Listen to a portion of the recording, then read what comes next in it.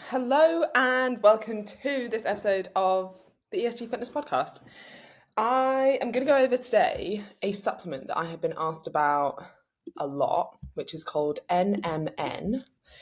And it seems to be all over TikTok at the moment. I don't have TikTok, so I don't know, but it seems to be pushed a lot and I've got loads of questions on it. So I thought I'd cover all of them in one go. So I'm going to go over, what am I going over? So I'm going over what it is, how it works, what the claims are around it, what the current evidence shows, and then whether you should take it or not. And then finally, my own personal thoughts on whether I would take it or not, or whether I would be suggesting it to clients.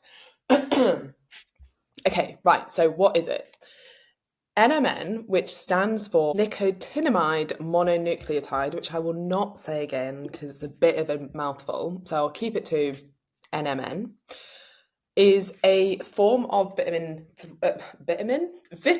B3, which is a good way to say that would be vitamin. Anyway, vitamin B3, and people are really excited about the anti-aging properties that might potentially come from the NMN supplement. Now, the proposed mechanism of action is via an increase in NAD plus levels. When you take the NMN supplement, it's converted to NAD in your body. And this is an enzyme that is involved in biological processes and its levels decline with age, right? So it's quite a key enzyme in many of the processes that occur in every single cell within your body. I am going to go into a little bit more of the science and the depth on that on EIQ for the graduates. If you're not on EIQ, you're going to miss out, and you should be. But on a large level, like overview, like this is what it does. It helps with a lot of the processes that go on within the cell. And when you have decreased levels of NAD, which tend to occur as you age, these are associated with things like increased inflammation, increased oxidative stress, hypertension, cognitive decline, and a reduction in your ability to clear glucose. So they seem to be correlated with NAD. There's obviously also a correlation just largely with aging with many of those things as well, but this seems to be like one key thing that might be driving that. So the aim of the supplement is to restore to like youthful levels NAD. And thus the theory is that it would improve the biological processes within the cell that rely on this. And then that's going to slow down aging. That's the whole kind of theory behind why you would be taking this supplement, which on the surface, like, sounds pretty good. And like, there's a logical reason that would work. And yeah, if you could improve those levels, then maybe your cells would start to work more efficiently and better and wouldn't have this decline as they age.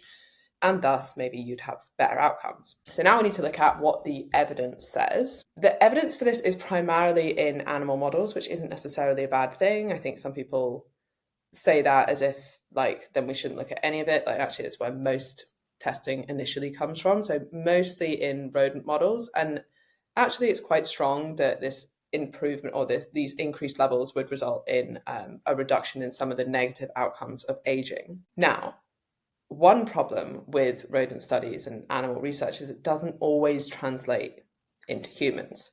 And there's actually quite little evidence to support the claimed anti-aging benefits in humans, especially humans, and I make this point purposely, but especially healthy humans. The reason I'm saying that is because a lot of these supplements are being promoted to the very health conscious and health aware, right? Like to the fitness industry, or like seems to be targeted towards my clients, right? Who might already be like fit, healthy, active. And for sure, some of them, I mean, a lot of my clients are perimenopausal, so maybe they're thinking about aging more. But if you're sort of like, I don't know, there also seems to be a big push of anti-aging in the kind of younger bro type people. And maybe they're somewhere between like 20 and 40, and whether they need to be taking a supplement like this, there's very little evidence whatsoever to suggest that would be beneficial, more just theoretical basis for it, like the basis I've just explained. One randomized control trial, which is kind of the gold standard, placebo-controlled trial when you're looking at whether a supplement or a drug is effective, found that, and let me pull up this. Okay, when the changes in NAD plus / NADH levels of the treatment group were compared to those in the control group, there was no statistically significant difference, right? So some people were given the actual supplement, some people were given a placebo, so they thought they were getting the actual supplement, but they didn't actually get the actual supplement, and there was no significant difference in levels at the end. So, right, it actually didn't do what it was meant to do, which was improve these NAD levels. It also looked at further outcomes and showed that the NMN supplementation showed no benefit compared to placebo. And there was one outcome that was affected, which was insulin resistance. Now, I'm going to come on to why that still might not be that interesting anyway in a second. But I also just want to make the point that at this stage, given the human data that we have, even if it did show that the supplement group did have an effect of taking the NMN supplementation and it did improve NAD plus levels beyond the placebo group, there isn't any evidence to suggest that that would then offer the benefits that we're looking for in terms of anti-aging. So that would be the next level that we'd need to be thinking about. The other thing to note is that this study was conducted by or funded by a supplement company that sells NMN, so probably quite biased in that regard, although they do seem to have published what are quite negative outcomes, although in their words, I guess, is slightly different, their interpretation of it, because they're showing at least one positive outcome. The next thing that you need to note about this, and this gets a little bit more into study design and how studies are conducted and more the statistics around studies, which I'm not going to lie, I am not an expert in. I know enough to get me by, but it's not my area of expertise. But what I do understand is that when you register a randomized control trial, you have to say before you do the study what you're testing it for.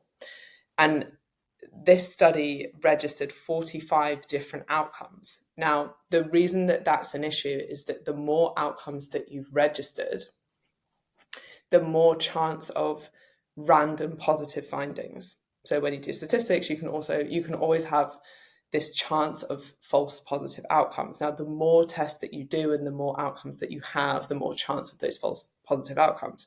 So given the sheer number of outcomes that they were looking at, it wouldn't surprise me if the increase in insulin resistance, the reduction in insulin resistance might have actually just occurred by chance as opposed to being a real significant difference.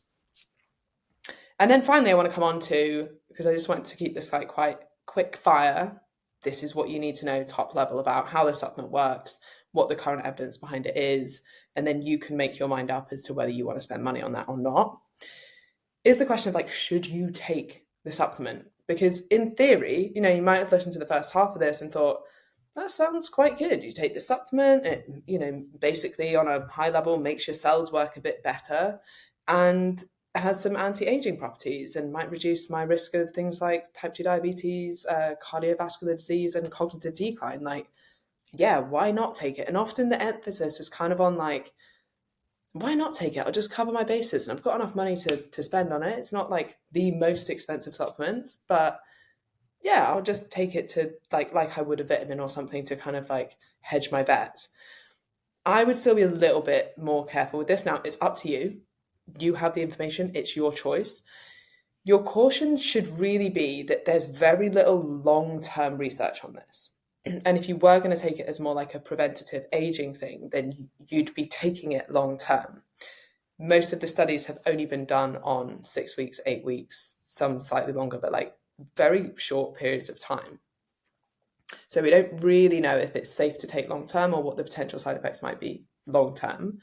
And if you are someone who's like a health conscious sort of 20 to 50-year-old, then, and you were going to start taking it for its anti-aging effects, then you would be taking it for a prolonged period of time. So I'd be considering whether that was something you wanted to do based on the limited evidence that we have at the moment. And then my personal take after kind of looking at it a little bit and reading the current research that we have is I think it's really interesting because I'm a bit of a geek. I don't think it's going to be this game changer supplement that many people have kind of been touting it to be, or influencers who sell it have been claiming, and companies who obviously stand to make a lot of money from it because they sell it as well are kind of pushing towards. I think it's massively overhyped. I think the evidence isn't there to support the claims that are currently being made about it.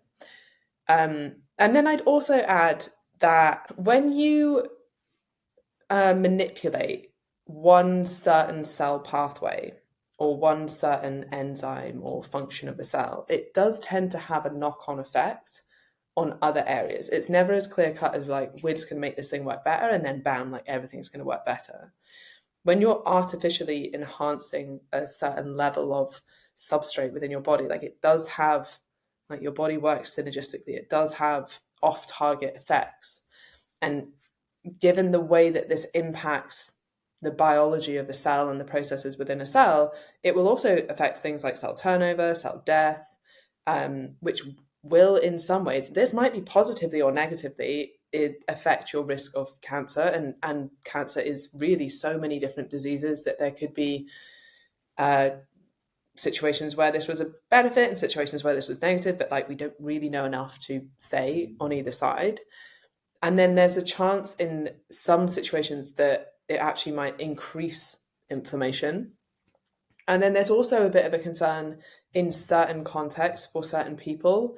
And this was especially flagged with people who have neurological conditions, that there might be some negative outcomes from supplementing with this.